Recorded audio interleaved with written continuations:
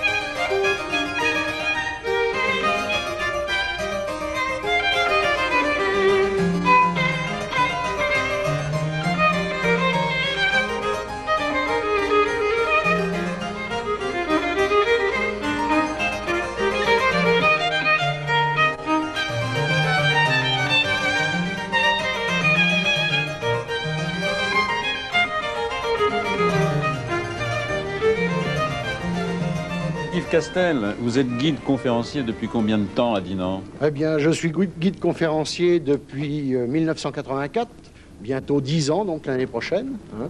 Guide conférencier, c'est présenter une ville aux visiteurs qui y viennent.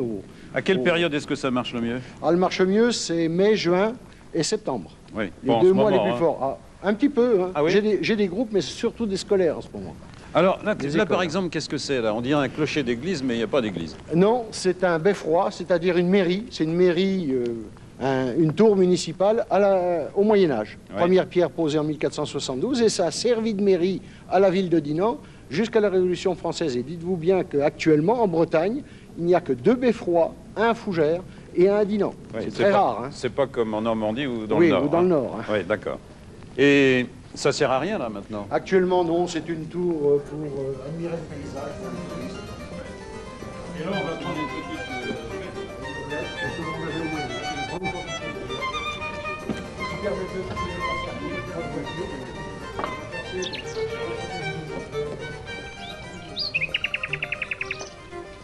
Alors ça, c'est l'église Saint-Sauveur, c'est une des 2 belles églises de Dinan, 13 000 habitants seulement, mais 2 grandes églises, plus les couvents, etc. Oui. Alors, mais qu'est-ce qu'elle a de particulier? Ce qu'il faut vous dire, c'est que cette ville de Dinan avait presque autant d'habitants au Moyen-Âge, donc c'était énorme. C'était la 3e ville de Bretagne, après Nantes et Rennes. Par contre, ce qu'elle a de particulier, cette église Saint-Sauveur, c'est ce mur roman, un mur extraordinaire, qui est en réalité la copie de murs latéraux de temples grecs tels qu'on en trouvait en Orient. Ah oui, c'est une curiosité. Ça peut paraître bizarre, mais en réalité, il est construit par un seigneur de Dinan à l'époque, Rivalon-le-Roux, au retour de la croisade. Ah ben voilà. Il a vécu 20 ans en Orient, il est revenu avec toute une smalade, dont sans doute un architecte qui lui a construit une église comme il savait le faire, c'est-à-dire un temple grec. Il n'y en a pas beaucoup en France. C'est la seule. C'est la seule que je connaisse qui est ce type, alors avec des arcs géminés à la base, des arcs doubles, des colonnes engagées qui forment pilastres dans le mur, et des arcatures aveugles de chaque côté des fenêtres. Cet ensemble permet d'avoir un mur roman désépaissi, il fait 1,50 m maximum d'épaisseur, ce qui est rare, mais beaucoup plus résistant qu'un mur qui serait droit. Ah voilà. C'est le principe de la tôle ondulée. Voyez. Alors ici, ce mur est resté parce qu'on n'a jamais perdu.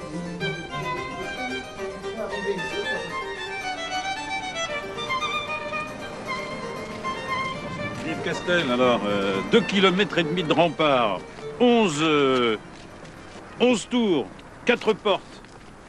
Pourquoi toutes ces fortifications à Bien Dinan? tout simplement parce que au moment où on est tombé dans le domaine ducal, le duc de Bretagne, Jean Ier le Roux, a décidé de faire une forteresse pour bloquer la route venant, ou le passage venant de la France. Nous sommes un État indépendant, on doit se défendre d'un voisin un peu trop entreprenant. Et on fait une énorme forteresse. Voilà, et on va capituler. Oui, il y aura la beaucoup plus tard, reddition plus tard. 300 ans plus tard. Ouais. Mais ces remparts sont un bon système de défense puisqu'ils sont construits au sommet d'une colline avec une douve naturelle de 75 mètres de fond, 250 mètres de large. Vous savez, avant que l'ennemi arrive jusqu'en haut, on a des chances pour se défendre. Bon, je pense à Duguesclin à ce moment. Alors Duguesclin, lui, a défendu Dinan, justement, mais au moment d'une guerre civile entre deux ducs. Et les remparts, à ce moment-là, ont bien résisté. Mais plus tard, avec le roi de France, lorsqu'il est arrivé, dites-vous bien que la plupart des marchands bretons étaient déjà du côté français pour des raisons économiques.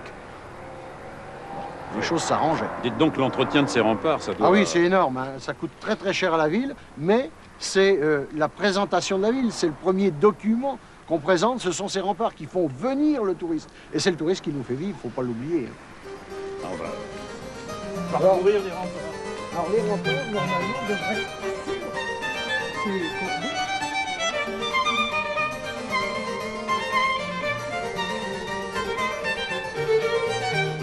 Ici, nous sommes sur la courtine, c'est-à-dire la partie sommet du rempart, le chemin de ronde, voilà. Récemment rénové. Hein. Oui, oui, ça vient d'être construit. Hein. Oui.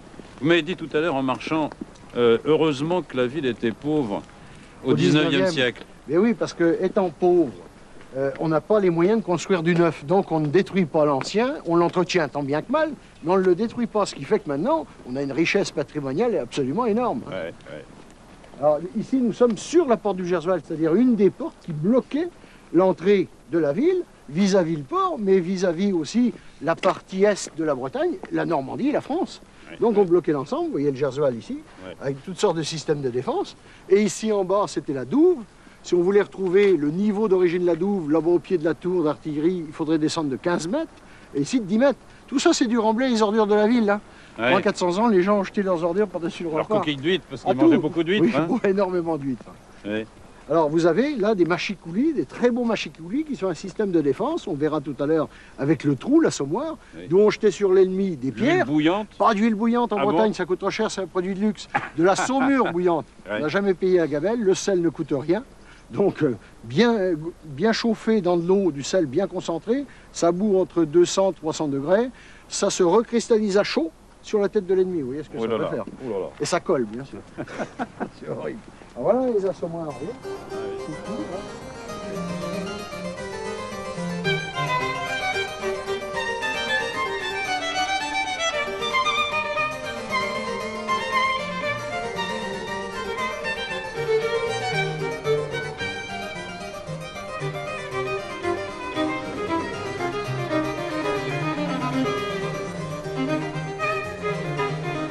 Monsieur Castel, là, on arrive au cœur de Dinan avec des maisons de toutes les époques, et celle-ci est un pont de bois. Oui. Quelle époque, alors? C'est une maison qui a été construite au XVIe siècle, aux environs de 1510-1530. Donc maison tout en chêne, tout en bois, des bases en pierre, des sculptures qui malheureusement ont disparu au XIXe, on en voit encore quelques éléments, et maisons dont les poutres étaient peintes, on a les traces de peinture jaune, vous les voyez très bien. Hein. Donc un bel ensemble qu'on a pu conserver ici. Mais c'était dangereux pour le feu, il y a eu des incendies ici? Ça, ces genres de poutres ne brûlent pas. Ça se consume d'1 centimètre à l'heure. Ce qui était dangereux, c'est les toitures en chaume. Alors là, il y a circulation aussi sous cette maison. Ah oui, toujours. Les gens se déplacent dessous et à l'abri. Même maison, toujours même époque. Système de pans de bois, 16e, mais avec des aménagements et des modernisations, ne serait-ce que dans les structures ouvertes. Là, vous avez ce qu'on appelle une façade vitrine 17e, qui est fait à la façon des châteaux arrière des bateaux. Là, vous avez tout simplement des fenêtres 20e, des fenêtres de type 17e, des fenêtres 20e, etc. C'est-à-dire, c'est les structures avant qui se modifient, mais le bâtiment par lui-même est intact. Qui habitait là? Des bourgeois? Des marchands. Des marchands. Uniquement des marchands. La ville faisait sa richesse du commerce, comme il continue à le faire d'ailleurs. Oui, bien sûr, oui. Là-bas, c'est superbe, superbe. Alors, encore un bâtiment 17e, mais qui, lui, n'a pas été restauré comme celui-ci. Donc, les éléments façade vitrine ont été détruits, il y a simplement des fenêtres. Par contre, un élément beaucoup plus ancien, c'est la maison à pans de bois, 15e siècle. Ça, c'est Charles V. Ouais, Ça, c'est Louis XIII. Avec des tuiles... Ah ouais, non, ce sont des ardoises, Ouais. mais ces ardoises-là sont un cache-misère. En réalité, on a un ancien propriétaire qui a enlevé les poutres pour mettre des briques. Ah bon. Donc, ne voulant pas remettre des bouts de poutres ou n'ayant pas les moyens de les mettre, on les a cachés sous les ardoises. Bon, ça se lie très bien avec l'ensemble. Hein. Alors, la plus moyenâgeuse des maisons ici. Celle-ci, dans cette place, celle-ci, Ouais, ouais. Charles V, hein, 15e siècle. On a des bâtiments plus récents, 16e siècle, là-bas. Ouais.